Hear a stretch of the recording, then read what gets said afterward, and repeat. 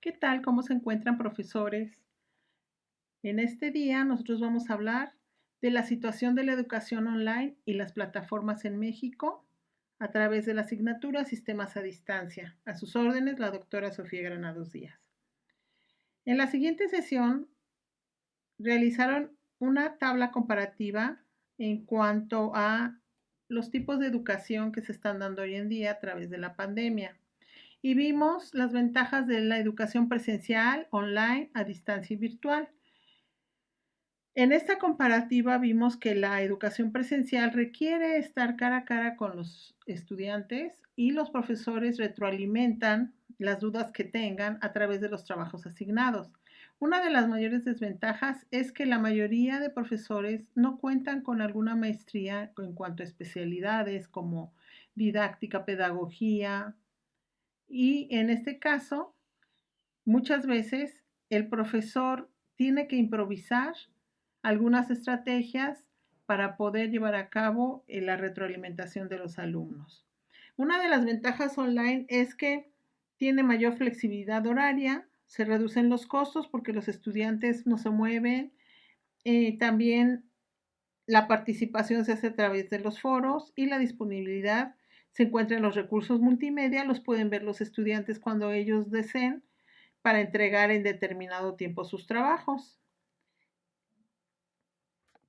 Una de las desventajas es que el alumno y el maestro, tanto el alumno como el profesor deben de utilizar el autoaprendizaje debido a que la modalidad online exige un nivel elevado de organización.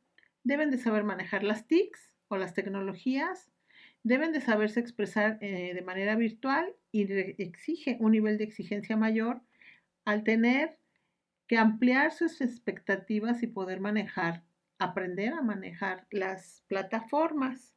Ya más adelante veremos cuál es la diferencia entre la metodología, las plataformas, los sistemas. Una de las ventajas de la educación a distancia es que ocasionalmente el profesor se encuentra en un mismo lugar y tiempo con el estudiante de forma sincrónica. Se sincronizan, se ponen de acuerdo y se maneja la información de cara a cara. Pero en este caso, los profesores deben de estar plenamente capacitados en pedagogía en manejar plataformas. Una de las desventajas es que hace peligrar el proceso de enseñanza y aprendizaje porque no hay una retroalimentación en el momento que el estudiante tiene la duda. Entonces se alarga un poco esta técnica. En cuanto a lo virtual, una de las ventajas es que los profesores realizan planeaciones y programaciones, transmiten sus conocimientos a través del webinar. Sin embargo, una de las desventajas es que debe de exigir organización y fuerza de voluntad. Pero una desventaja mayor es que reduce las posibilidades de socializar, algo que es netamente del ser humano. Bueno, pues según Díaz Barriga, en una entrevista que dio hace unos momentos, nos menciona que la educación se ha visto modificada en la forma de aprender del estudiante, por lo cual tiene que cambiar completamente el enfoque. Y pues nos preguntamos, ¿cuál es el papel de la escuela en México y hasta dónde la escuela se ha alejado de las formas tradicionales de enseñar? Y en este caso es importante manejar algunas estrategias que permitan que el alumno continúe con el proceso de aprendizaje. Por ejemplo, la educación a distancia digital por televisión y radio no son suficientes debido a las carencias tecnológicas que imperan en el país y que también algunos estados carecen de poder comunicarse. Aquí en estas imágenes se ve cómo el profesor está utilizando las tecnologías en un nivel más avanzado. Sin embargo, algunos profesores realmente comprometidos, al saber que los estudiantes no tienen acceso a Internet, acude hasta donde están los estudiantes y de esa forma, un poco alejados de ellos, les resuelve sus dudas y les da la clase. Un maestro comprometido. Pues estábamos viendo también que a mayor nivel de escolaridad tienen mayor uso de Internet. En esta imagen podemos ver que en educación superior el 95.1 de los estudiantes que tienen licenciatura o posgrado usan el Internet y solamente el 4.9 todavía no ha alcanzado esa habilidad debido a que este 4.9 pertenece a aquellos profesores que tienen más de 50 años. Les cuesta más trabajo alcanzar a trabajar con las diferentes tecnologías. En educación media, el 88.5 accede a Internet y el 11.5 no tiene acceso a Internet o no lo usa. Y en educación básica todavía está como que más parejo, casi es el 50, porque nos referimos a que el 54.9 sí puede acceder a Internet y el 45.1 no accede a Internet, no usa el Internet, ya sea por el estilo de vida que lleva o ya sea que no tiene computadora en su casa. Hay diferentes factores que vamos a ver más adelante. En esta gráfica estamos viendo también en esta imagen personas en pobreza extrema en cada entidad. Esta imagen de la República Mexicana es del 2018 y estamos viendo que los estados que están con personas, tienen mayor cantidad de personas en pobreza extrema es Veracruz y Chiapas. También está un poco Oaxaca. Sin embargo, debe de haber algunas estrategias para que se pueda acceder a la educación. En esta imagen estamos viendo los indicadores de carencia social y estamos viendo las dimensiones de la pobreza en un comparativo de 2008 al 2018. Los indicadores de carencia social, vemos que el 17.9% de la población, que son las poblaciones con rezago educativo, que vienen siendo 21.8 millones de personas. La población carente de acceso a servicios de salud viene siendo el 16.9. La de acceso a la seguridad social es el 56.6% y es una cifra muy grande. Proyectándola para la pandemia que tenemos hoy en día, es una situación muy grave. El 12.0% es la población carente de acceso a calidad y espacios de vivienda. No tienen vivienda, no cuentan con una vivienda propia o que le estén pagando a través de algún Fobiste o algún Infonavit. La población carente de acceso a servicios básicos de la vivienda es el 20.5 y la de acceso a la alimentación el 21.7, tristemente. Aquí en el comparativo que vemos en pobreza, en el 2018 eran 52.4 millones de personas que están en pobreza extrema y ahora estamos hablando que en el 2020 más o menos es el 61.1%. Y a un paso de ser pobres el 45.3% de la población. En estas imágenes vemos la población usuaria de Internet del 2015 al 2019 se ha incrementado. En el 2015 teníamos 62.4% personas, 62.4 millones de personas que tenían acceso a Internet en el 2015, que era el 57.4%. Para el 2019 son 80.6 millones de personas que tienen una participación a Internet y viene siendo el 71.1% de la población en México. De 120 millones, el 30% no tienen acceso. Y aquí vemos una imagen y estamos comparando lo que es el acceso de las personas que están en zonas urbanas y las personas que están en zonas rurales. En zonas rurales tenemos al 2019 que el 47.7% ya tiene acceso a Internet.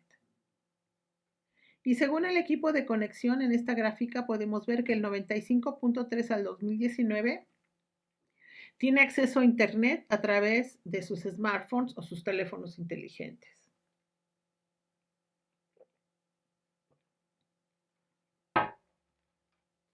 A través de esta pandemia y del confinamiento de muchos estudiantes, los profesores se han tenido que preparar en forma muy rápida para poder acceder a muchas plataformas, a metodologías, a técnicas y herramientas. Una teoría actual que surgió a través de Este incremento para usar todas las herramientas tecnológicas se llama la teoría del aprendizaje experiencial o aprendizaje experimental. ¿En qué consiste? Tiene 4 pasos fundamentales. El primer paso nos habla, como su nombre lo dice, de que las experiencias inmediatas y concretas que vive el estudiante tienen que servir de base para la observación. El punto 2, que el individuo reflexiona sobre estas observaciones y va a empezar a construir una teoría general. El punto 3, que el estudiante forma conceptos abstractos y generalizaciones. Tienen que investigar y tiene que basar una hipótesis y después el estudiante prueba las implicaciones de sus conceptos en situaciones nuevas. Eso nos lleva a que el profesor se vuelve un observador y un orientador nada más. El alumno aprende de sus vivencias diarias y puede construir cualquier proyecto a través de la reflexión, de asimilar conceptos y de aplicar, y de la aplicación.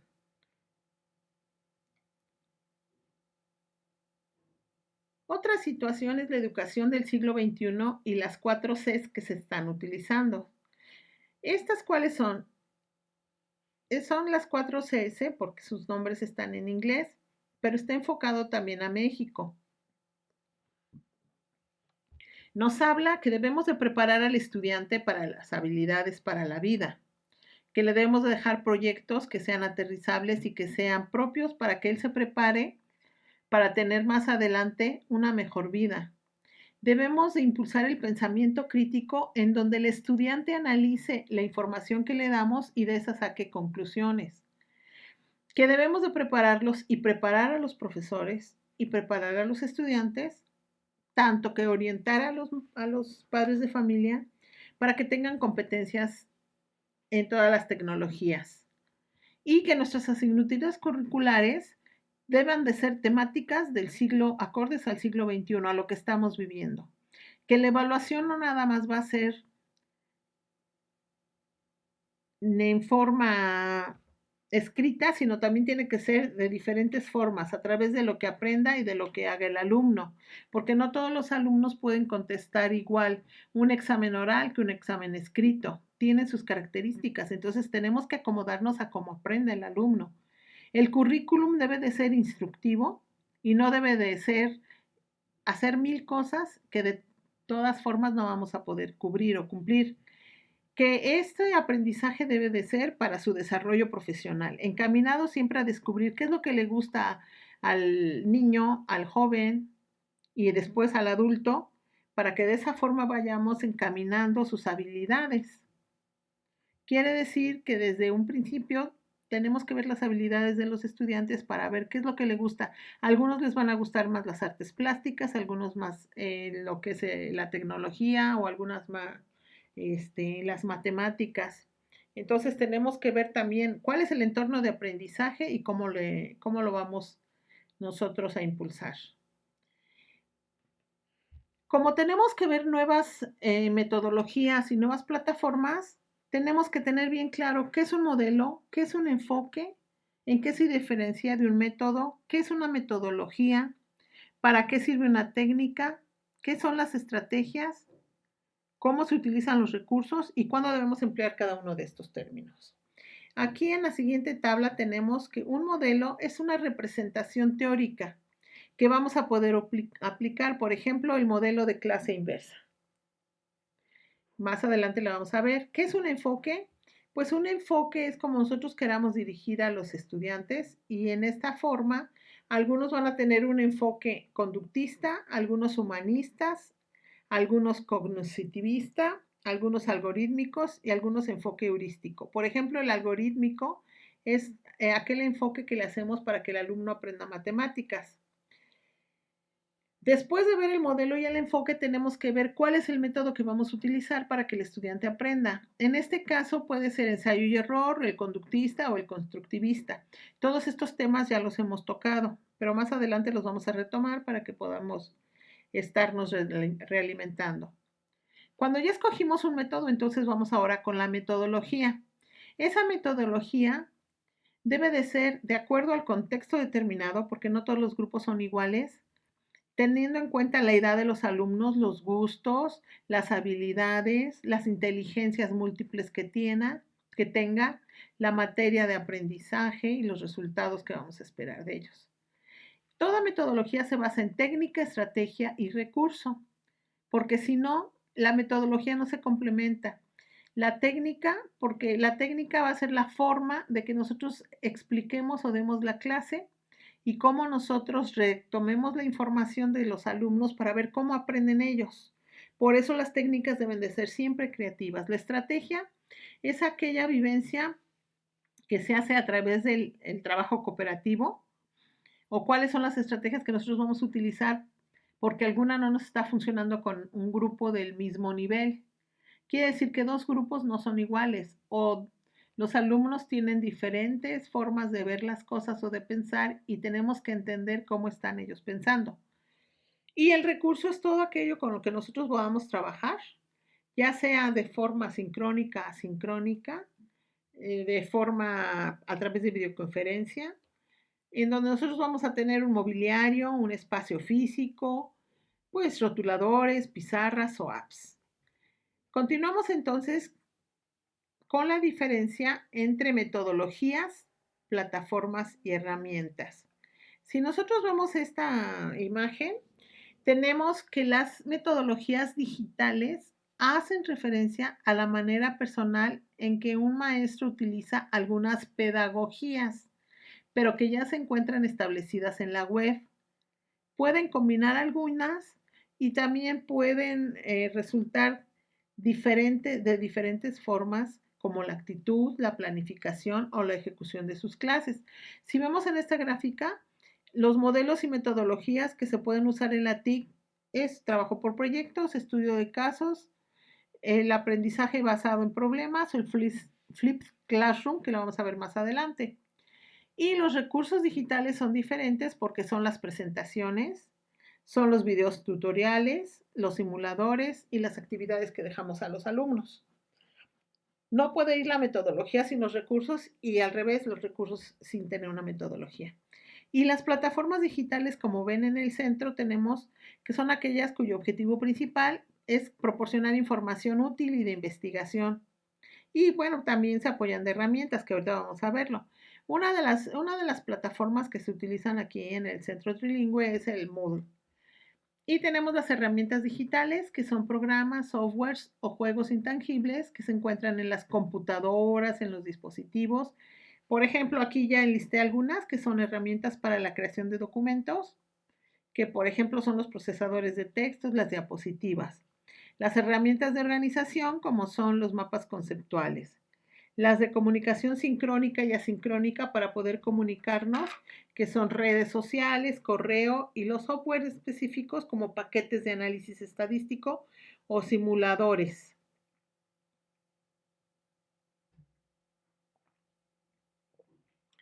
En este caso estamos viendo las metodologías que todo docente debe de conocer. Estas se pueden investigar a través de la web. A través de plataformas digitales podemos entender cuál es el aprendizaje basado en proyectos. Si ustedes se meten a la página, hay varias páginas en donde te explican paso a paso cómo debes de ir haciendo este trabajo. Realmente es un trabajo en equipo. The Flipped Classroom, que es la clase invertida en donde los estudiantes, ellos son los que dan la clase, nosotros los vamos orientando y les vamos proporcionando la bibliografía o los documentos adecuados. El aprendizaje cooperativo es en equipo y los profesores tienen que diseñar estrategias para que cada alumno haga algo diferente y todos se junten. La Flipped Classroom, que es un camino que nosotros vamos a explicar más adelante, que consta de varios pasos. La gamificación es ideal para que los estudiantes aprendan a construir, a jugar aprendiendo. Y el aprendizaje basado en el pensamiento, en donde nosotros vamos armando estrategias, conceptos, conclusiones y armamos todo un proyecto. Aquí se fomenta mucho el pensamiento. Les mencionaba yo arriba que también debemos de distinguir entre método, técnica, estrategia e instrumento. El método es el procedimiento ordenado que se fundamenta en algún área del conocimiento. Por ejemplo, ¿cómo hago yo arroz o cómo lo voy a explicar? Para que pueda alguien más aprender a hacer arroz como yo lo hago. La estrategia es la guía de acción en la obtención de una meta. Es flexible. Quiere decir que, por ejemplo, yo hago el arroz de una forma, mi mamá lo hace de otra. La técnica es el procedimiento más puntual empleado en un sector o fase específica. A lo mejor yo hago el arroz, primero lo lavo perfectamente, lo escurro y después ya lo doro. Y algunas personas lo lavan y después, hasta el otro día, lo hacen porque dicen que el arroz se infla un poco más. El instrumento es la herramienta específica y el recurso concreto. Por ejemplo, si yo no tengo gas o no tengo una cacerola adecuada, mi arroz no me va a quedar igual que el de mi mamá porque debe de haber dos factores importantes. Y no lo podría yo hacer si definitivamente no tendría yo arroz. En este caso, ya estamos viendo el Flipped Classroom, en donde estamos viendo métodos, técnicas, estrategias, instrumentos y recursos, la lámina que vimos arriba. Más adelante les voy a explicar a detalle. Aquí en el Flipped Classroom está en el centro el profesor y el alumno y se utiliza la construcción de un trabajo a través de modelos, metodologías, métodos didácticos y recursos tecnológicos y técnicas. Como podemos ver en esta lámina que sigue, en esta parte, estamos viendo esa misma, la Flip Classroom, y ya entonces específicamente a través de los globitos nos va diciendo qué es lo que queremos lograr. Todas estas son estrategias que podemos utilizar para que el estudiante aprenda. Por ejemplo, las estrategias fundamentales, las primeras que tenemos que conocer, son las teorías del aprendizaje, en donde nosotros tenemos teorías de científicos como el de Vygotsky, el constructivismo social de Piaget, el procesamiento de la información, el constructivismo, la taxonomía de Bloom, por ejemplo, para que nosotros podamos tener una base metodológica para poder aplicarla a los estudiantes. Si yo quiero cambiar o fomentar el comportamiento humano porque mi grupo tiene algunas situaciones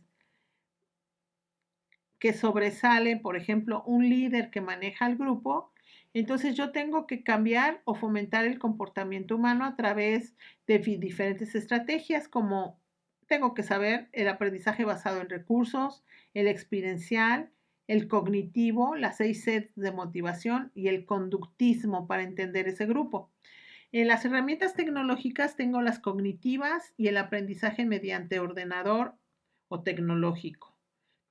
Tenemos que saber dominarlo y tenemos que ayudar a los estudiantes a que lo puedan hacer también ellos. También, debido al confinamiento, tenemos que empujar mucho el aprendizaje social a través del aprendizaje cooperativo y las comunidades de aprendizaje. Tenemos las estrategias de instrucción directa, que es la enseñanza recíproca y descubriendo la lectura. Y las estrategias de investigación, cómo cambiar las mentes a través del cambio conceptual y el aprendizaje transformador, que son unas estrategias muy importantes que más adelante veremos. Tenemos las estrategias de investigación y tareas que son fundamentales para poder nosotros hacer nuestra metodología y nuestro currículum y que también el estudiante pueda aprender a través de proyectos, de casos, de retos, a search o buscando o aprendizaje basado en problemas. Lo vamos a ver más adelante. Y este es exactamente para que ustedes más o menos vayan sabiendo cuáles son recursos, cuál es metodología. Y bueno, estas son algunas habilidades que deben de tener los profesores, como el Prezi, para que puedan trabajar con tipo diapositivas y que sea llamativo para el estudiante, el Google Earth para la investigación, los Wikispace, que es donde podemos tener información, o páginas científicas, los Hot Potatoes, que son las aplicaciones que tienen para que puedan hacer, para que ellos puedan ampliar jugando su información. Los Apps Gazers, que también es una forma de que aprendan los estudiantes. Sin embargo, tristemente, no dejamos de lamentar Que las soluciones que establece la SEP, como la educación a distancia por Internet, la TV y emisoras radiales, no son para todos los estudiantes en igualdad a esos medios, porque existen muchos estados, como vimos arriba, que es el de Veracruz y el de Chiapas, que están en extrema pobreza, la mayoría de sus habitantes, algunos no tienen ni siquiera acceso a energía eléctrica, pues mucho menos a internet, y algunos están pasando por situaciones difíciles en su familia, que es como violencia intrafamiliar, y otras como su situación económica que ha empeorado y que no vislumbramos hasta ahora un horizonte tranquilizador. Hoy ojalá se tenga en cuenta las recomendaciones de la UNESCO y se logren soluciones educativas que sean inclusivas, que no se ignore a ningún estudiante, a ningún niño y joven que tenga deseos de salir adelante y que no se ahonden más las diferencias entre los estudiantes ni se elaboren soluciones desde el escritorio de los funcionarios de confianza, sino que sean del fruto del consenso con los educadores y padres de familia, que son quienes están en primera línea en la educación. Continuamos entonces con las metodologías y pedagogías emergentes ante los cambios en la educación. ¿Qué son las metodologías y cuáles son las pedagogías emergentes ante los cambios de la educación?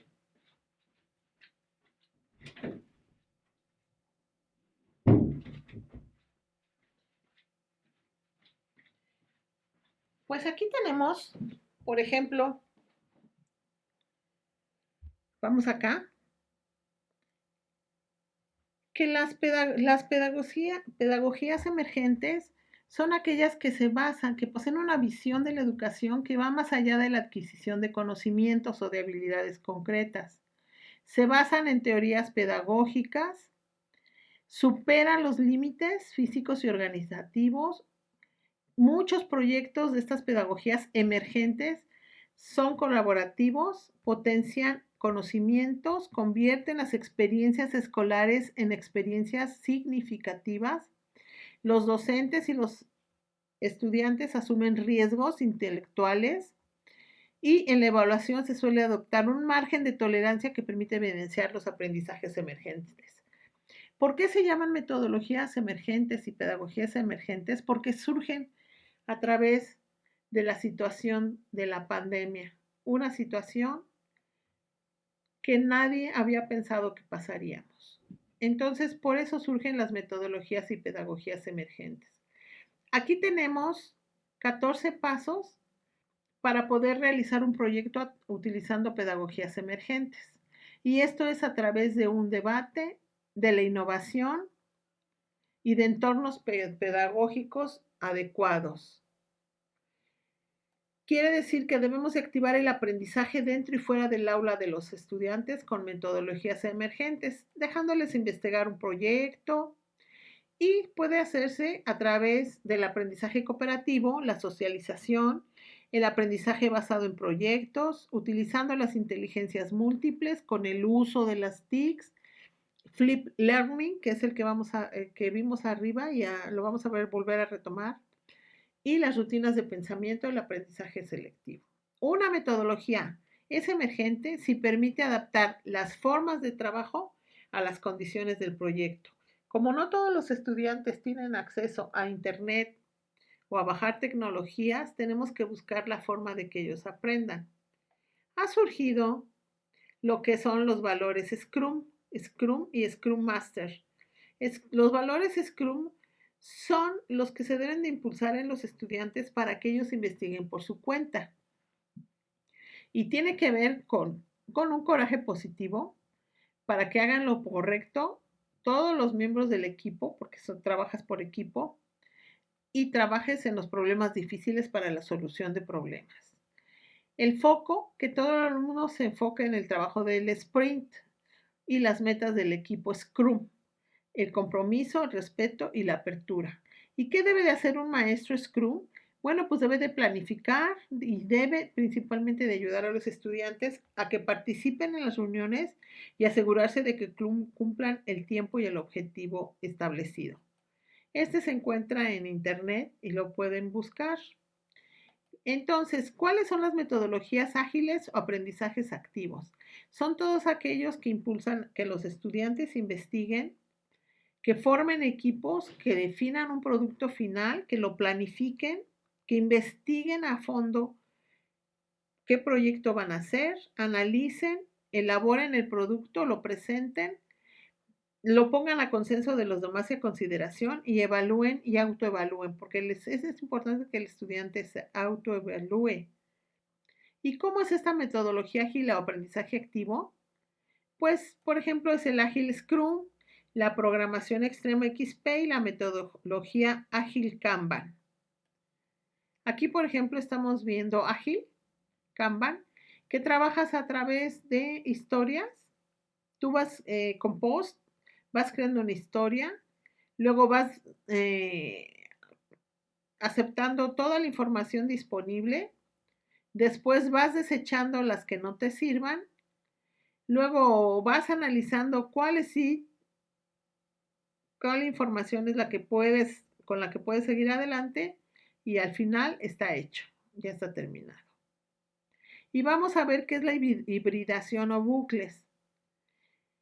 Es una metodología de enseñanza a través de lluvia de ideas. Aquí tenemos, primero identificas la necesidad con tu equipo.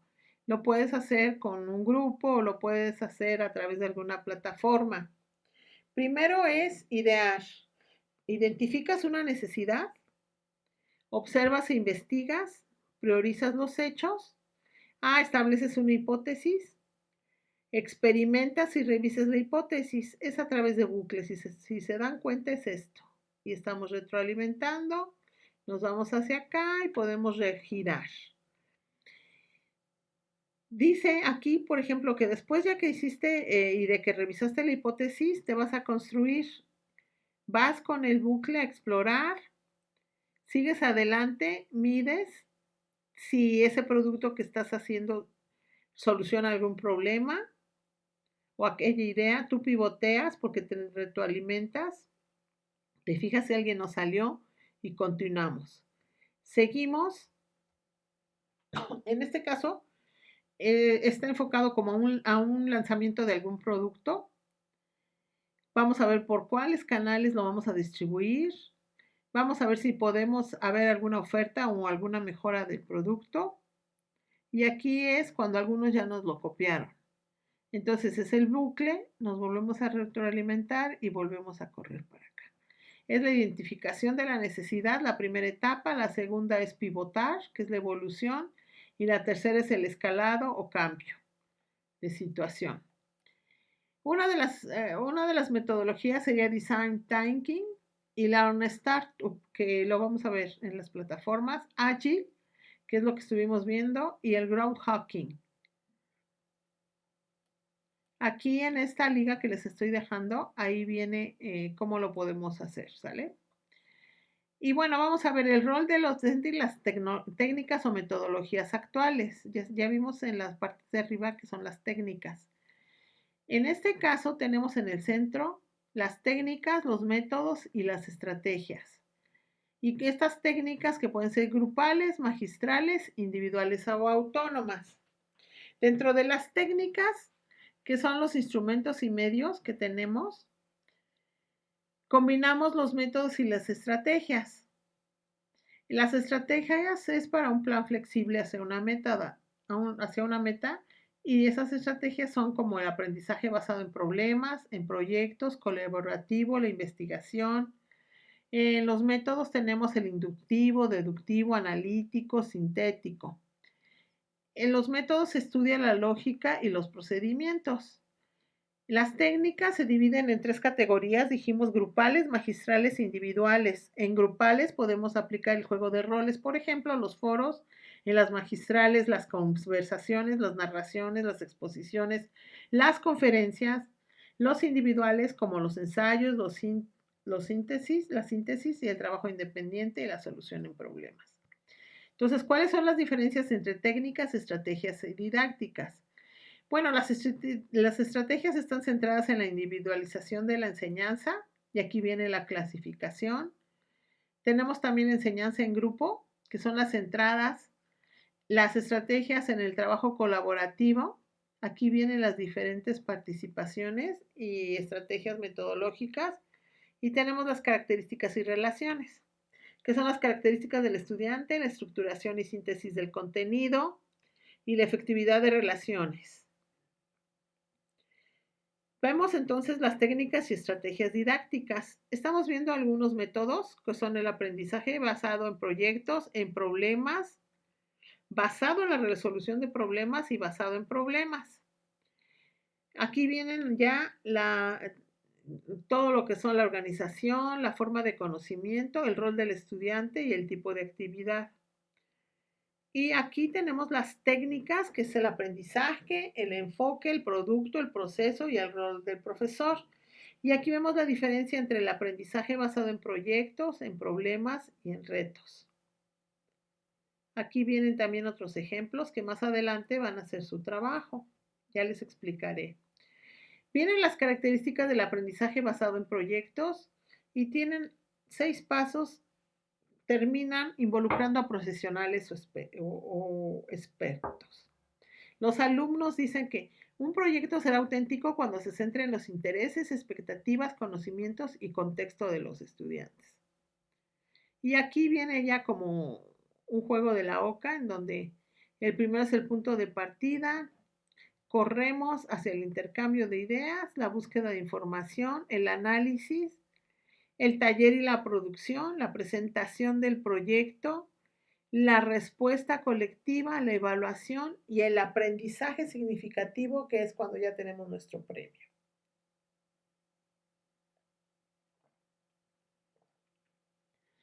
¿Cuál es el aprendizaje experiencial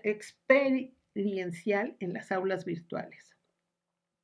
Pues el aprendizaje es el proceso mediante el cual adquirimos nuevas habilidades, conocimientos, conductas, reforzamos e instalamos los valores como resultado del análisis, de la observación y de la experiencia. Y estas son las habilidades que se requieren que se tengan en tiempos de COVID.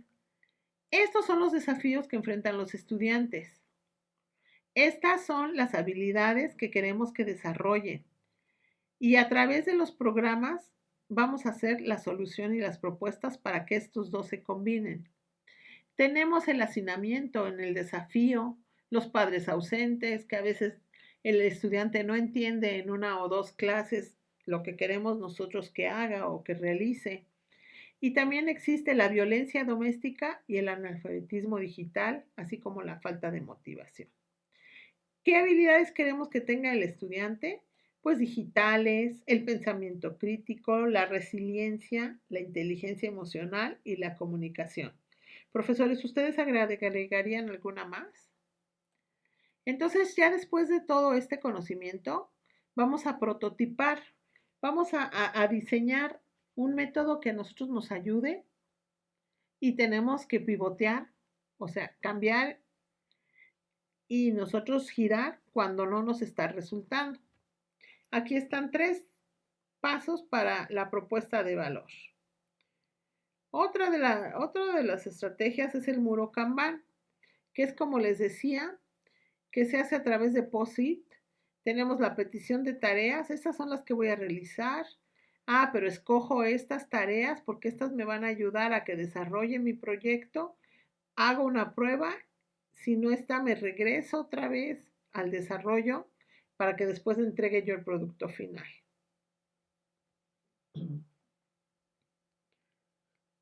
Después tenemos las herramientas TICS en el aula, que ya las vimos, son las que tienen que tener los profesores. Y aquí tenemos las herramientas web que pueden utilizar los docentes. Si se dan cuenta, tenemos redes sociales, tenemos blogs para trabajar con ellos, los contenidos multimedia, los bookmarks, que son todos los libros o toda la información que tenemos a través de internet, otras herramientas, wikis para investigar y para colaborar, el Google Docs o el Dropbox. ¿Y qué metodologías debe de dominar un docente? Pues algunas que deben de utilizar y por lo cual van a hacer un trabajo que les dejo más adelante. El Dropbox, el Google Drive, el OneDrive, el Box, el Mega, el P-Cloud, la Mediafire, SugarSync y el Amazon Cloud Drive. También pues debe de saber dominar el Adobe Scan para que pueda escanear sus documentos y almacenamiento en la nube.